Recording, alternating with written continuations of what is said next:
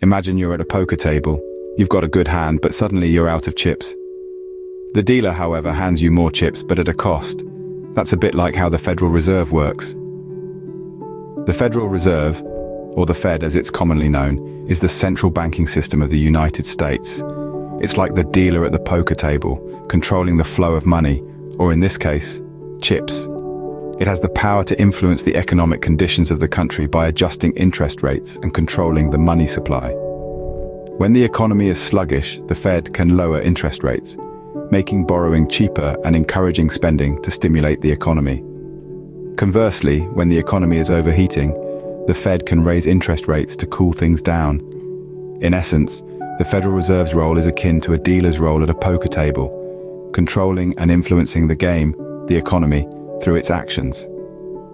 So, the Federal Reserve holds significant sway over the economy. But how did it come to be? The birth of the Federal Reserve is a story of secrecy and intrigue. It's like a movie plot, but it's real history. In the early 20th century, a group of influential financiers and politicians orchestrated a clandestine meeting on Jekyll Island, Georgia. The reason for such secrecy? To draft the blueprint for what would eventually become the United States central banking system, the Federal Reserve. What prompted this covert assembly was a series of financial panics that had plagued the US in the late 19th and early 20th centuries. These powerful men, including Senator Nelson Aldrich and banker Paul Warburg, believed that a central banking system could provide the stability the country's economy desperately needed.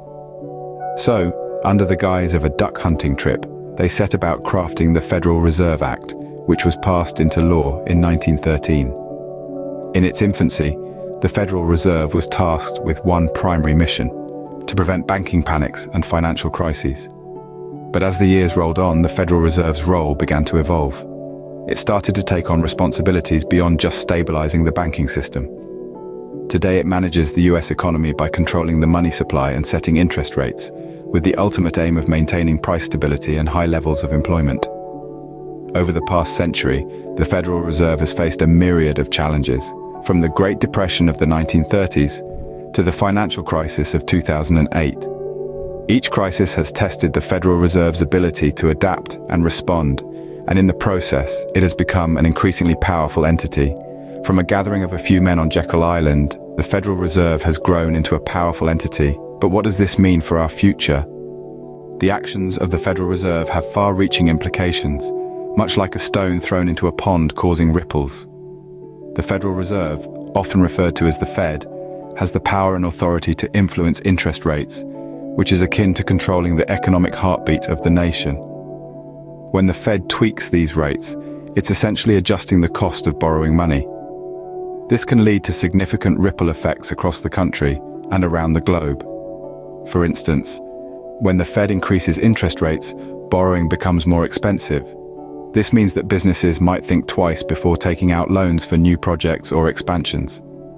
Consumers may also hold off on making big purchases like houses or cars. On the flip side, when the Fed lowers interest rates, borrowing becomes cheaper. This can encourage spending and investment, which can stimulate economic growth. However, these decisions aren't made in a vacuum. They can impact everything from inflation to unemployment rates. For example, if the Fed keeps interest rates too low for too long, it could lead to high inflation. This means the cost of goods and services can rise, eroding the purchasing power of the dollar. Conversely, if interest rates are too high, it could stifle economic growth and lead to higher unemployment. The Fed's influence doesn't stop at the shores of the United States. Its decisions can send shockwaves through the global economy. Other countries often follow the Fed's lead when setting their own interest rates.